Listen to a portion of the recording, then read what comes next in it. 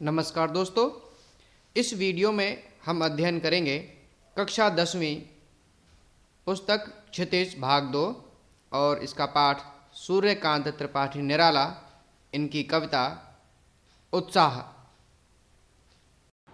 कि सूर्यकांत त्रिपाठी निराला की कविता है जो बादल को संबोधित करती है।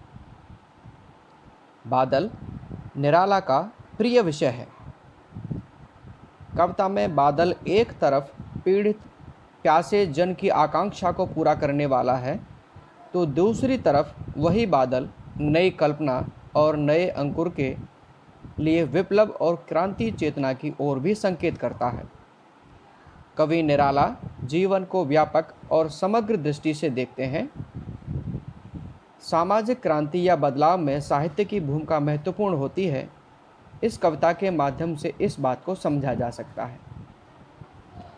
तो हम पहले इस कविता का अर्थ और इसकी व्याख्या जान लेते हैं कि कवि सूर्यकांत त्रिपाठी निराला इस कविता में क्या कहते हैं, क्या संदेश देते हैं। कविता का शीर्षक है उत्साह, और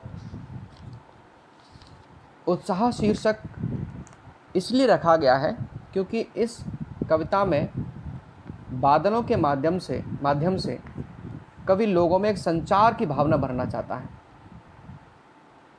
जैसा पहली पंक्ति से ही स्पष्ट है कि बादल गरजो। हर कोई तो कहता है कि बादल बरस जाओ जिससे कि बारिश हो तो पानी आए, शांति हो, थोड़ी ठंडक आए, लोगों की जो प्यास है वो बुझे। लेकिन कवि कहते हैं बादल गरजो, अर्थात हे बादलों तुम गरजो। गरजो क्यों कहा है? क्योंकि जब बादल गर्जना करते हैं तो सबका ध्यान उन बादल की गर्जनाओं की तरफ होता है। जितनी तेज गर्जना होती है बादलों के प्रति लोगों का आकर्षण उतना ही अधिक होता है। वो लोगों को जागृत करते हैं। घेर घेर घोर गगन धाराधार ओ।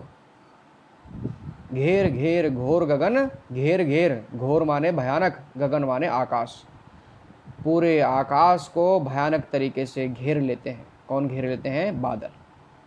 धाराधार ओ, धारा बरसाने वाला। धाराधार ओ, हे बादलों तुम जब बारिश करने के लिए तैयार होते हो तो काले होकर के पूरे आकाश को घेर लेते हो। ललित ललित काले घुंघराले। ललित ललित माने सुंदर सुंदर, काले घुंघराले जैसे बच्चे के घुंघराले बाल होते हैं। और देखो पहली पंक्ति में उन्होंने कहा है कि बादल गरजो, और भयानक तरीके से बादल पूरे आकाश को घेर लेते हैं, चारों तरफ अंधेरा अंधेरा छाता है। लेकिन तीसरी पंक्ति में वो कहते हैं कि वो सुंदर सुंदर काले घुंघराले बाल कल्पना कैसे पाले। यानी जैसे छोटे छोटे बच्चों के घुंघराले काले काले बाल सुंदर लगते हैं, ठीक उसी तरह से आकाश में उमड़ते हुए काले काले बादल भी सुंदर लगते हैं। विद्युत छवि उर्मे कवि नवजीवन वाले, वज्र छिपा नूतन कविता फिर भर दो, बादल गरजो।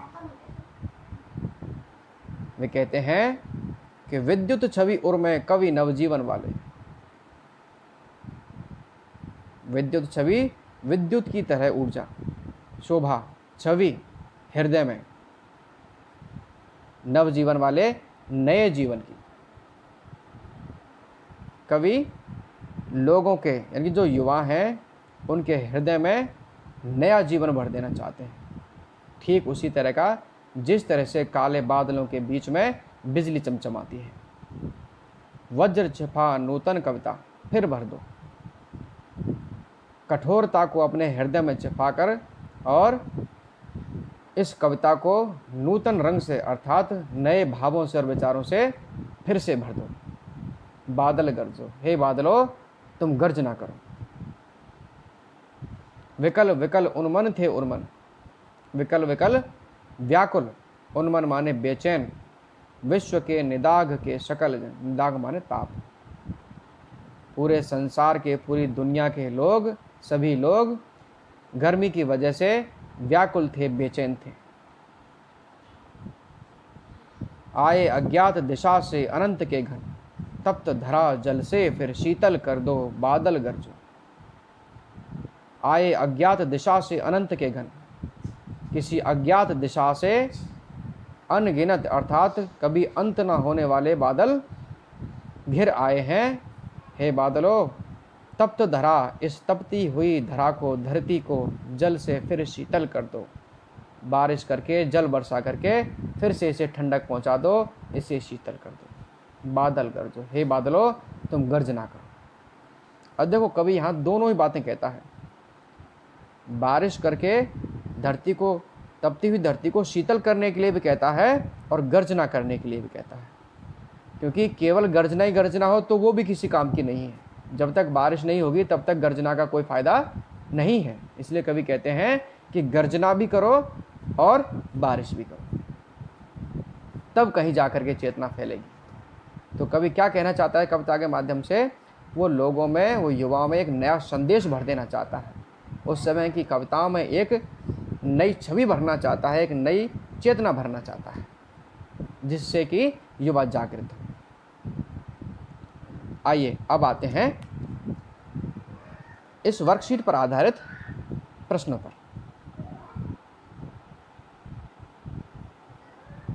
पहला प्रश्न है, क्या आप अनुमान लगाकर लिख सकते हैं कि कवि ने बादल बरसने के स्थान पर गरजना शब्द का प्रयोग क्यों किया है?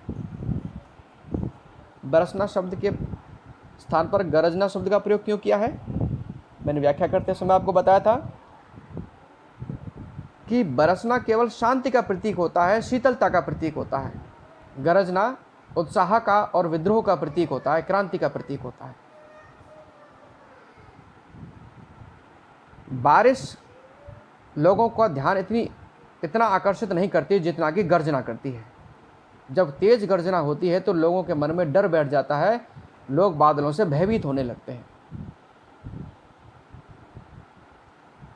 इसलिए यहाँ पर उन्होंने बरसने की जगह गर्जना शब्द का प्रयोग किया है, क्योंकि वो शीतलता नहीं, वो क्रांति लाना चाहते हैं। कविता का शीर्षक उत्साह क्यों रखा गया है? कविता का शीर्षक उत्साह इसलिए रखा गया है क्योंकि यहाँ पर गरजने, बादलों के गरजने के माध्यम से लोगों में उत्साह भरने की कोशिश की गई है। एक आह्वान गीत है जो कि लोगों में नया संचार पैदा करना चाहता है। प्रश्न नंबर 3, शब्दों का ऐसा प्रयोग जिससे कविता के किसी खास भाव या दृश्य में ध्वन्यात्मक प्रभाव पैदा हो, नाद सौंदर्य कहलाता है। गरज गरज, बरस बरस आदि। इस कविता में कौन से ऐसे शब्द हैं जिनमें नाद सौंदर्य मौजूद है? छांट कर लिखें। जैसे नाद सौंदर्य, तो दूसरी पंक्ति वही है, घेर घेर घोर, ललित ललित, इन शब्दों में नाद सौंदर्य है। वज्र छिपा नूतन कविता फिर भर दो, बादल गरजो।